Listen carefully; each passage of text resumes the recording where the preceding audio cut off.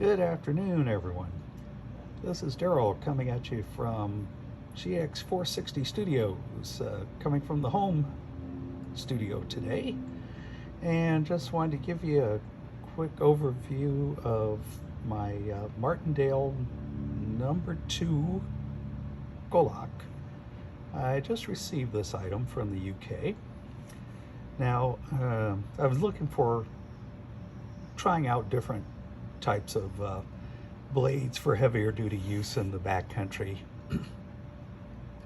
Nothing radical. I'm not falling big timber to make a log cabin or anything. Forgive my voice, but I just have this rasp that kind of comes and goes. Anyway, I do have a Tramontina 18-inch jungle machete. But the Martindale, this was a Ministry of Defense knife in the UK, and it always kind of interested me because it's meant to work in a variety of different environments. Blade length is about 13 inches, 12 and 7/8 I think is what they advertise, compared to the 18 inches on my Latin machete. And let's just take a tour of this one. Now, this is a commercial production, not a military issued one. So, current production knife from Martindale's, and let's see what it's all about. So the blade comes packed in cosmoline, and that's fine. It keeps it from rusting. Got an airplane coming by. Just live a couple of miles from Reed Hillview General Aviation Airport, which I'll do a video on that too. People are trying to get it closed. I am not supporting that move. I think it's dumb, and the reasons for it are corrupt. But that's the subject of a separate video. Anyway, I did receive this from the UK, from Heine Henny store. Very prompt shipment, very prompt arrival. Thank you. And the blade, as I said, is packed in cosmoline, which prevents rust. It comes with two spines, this one and this one, but no edge. This is well known. They do have to be sharpened out of the box. And the ones from Heine come with a sheath and a file, still wrapped in the plastic. So, but it's an 8-inch file, so I'll be able to get to work on the edge if I decide to do so. That's a whole nother discussion. We'll get to that later. It's an English steel, unknown other than English steel, high carbon steel. The handle slabs are less than wonderfully fitted. That right one's got quite a bit of gap in it.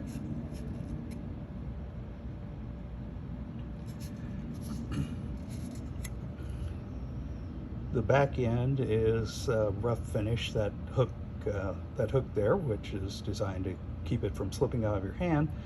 My pinky finger was pretty irritated after just a couple of minutes of flipping this thing around in hand and getting a feel for it. It's riveted. The handle's riveted.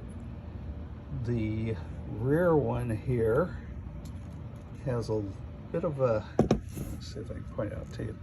It was struck a bit off center by the punch that seated it, I think, and it left a little crescent shaped edge that stands a bit proud of the wood, so that's a source of irritation. Literally a source of irritation. And I'll have to work on that and kind of figure a way to buff that down. And then we flip to the other side, and this is it. Just unfinished rivets, just sitting there with, holes for your hand to get caught in and, again, get irritated. Some tape residue courteously left there, just because, everybody needs some tape residue in their lives. The grind. Yes, the grind. Now I will say, yeah, this thing was a little under $60 shipped from the UK. And so not the most expensive thing going, but not the cheapest either. So the grind is quite noticeably uneven. If you get back here toward this coil, you can see where, you know, it just rises up from left to right. The blade grind appears fairly even for most of the length, but toward the back here, again on the right side of the blade, this grind is noticeably shallower. I measured it. I found a sharp point along the coil there that provided a reference for measurement. And besides the fact that it comes up a bit shorter on this side, it's about 5 millimeters less, 5 millimeters shorter on the side. This side is about 15 millimeters up the from the edge up to where it ends there at the blade, and it's 1 millimeter on this side. Now this side, it's kind of hard to see on the camera, but this side is actually, for lack of a better word, flatter than this side. And I think, my theory, correct me if I'm wrong, is that these blades are stamped out, so any radius that might come in here terminates here where, you know, it's resting on the bed of the stamping machine. Now that's kind of the only explanation I can come up with. So it does get a little bit uneven back here. Again, most of the length, the spots I've measured as closely as I can seem to be fairly even. Kind of hard to sight down it because there's a glob of cosmoline right there at the very tip. Again, it's not something to worry about. The bits on the edge, the bit on the edge will sharpen off, and the rest will come off with use.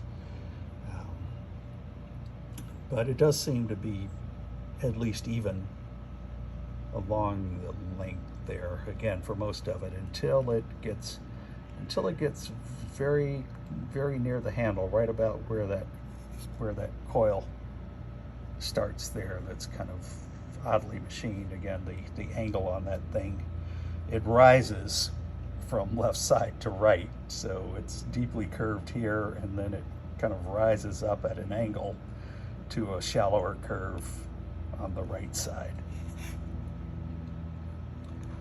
So my question is, do I keep it? Do I return it?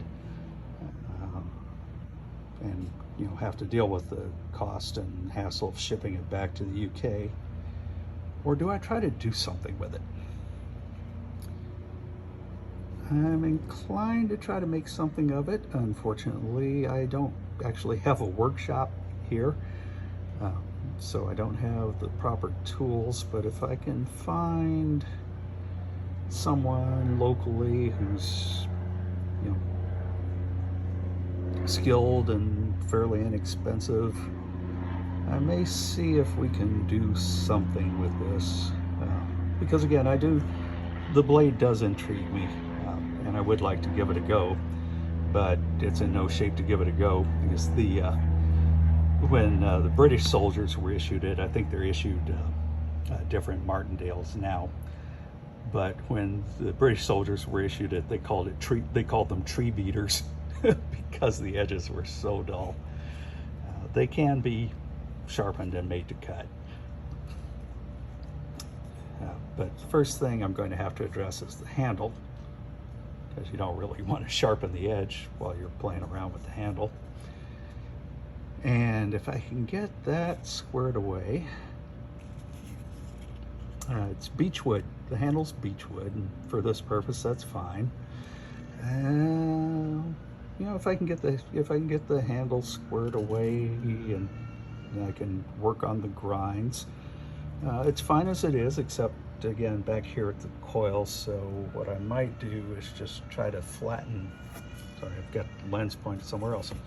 What I might do is try to flatten this out just to make it even, and then, you know, run the blade grind up so that it's even on the right, so it's even with the left side. I think that pretty well covers it. So I'll let you guys know later what I intend to do with it. You know, again, this is you know, it's not the most terribly expensive blade out there, but it's the quality compared to a $20 Tramontina machete is just it's just shockingly bad. But again, I think I'll make some inquiries and see if there's something that can reasonably be done with this while I'm in my return period. And if I just decide to send it back, I'll send it back and put the money to something else. But the blade does interest me. I mean, other than the rotten handle, it feels good in the hand. It's nicely balanced, not too big, you know, in length, as to say. So it's a convenient, handy length. Yeah. We'll see. And that's all I've got for you. If you're thinking about one of these yourself, you know, again, you'll have to think about it because they're not sending their best, or actually, apparently this is their best. So they're fairly rubbish out of the box. And if you're not looking for a project, I can recommend them.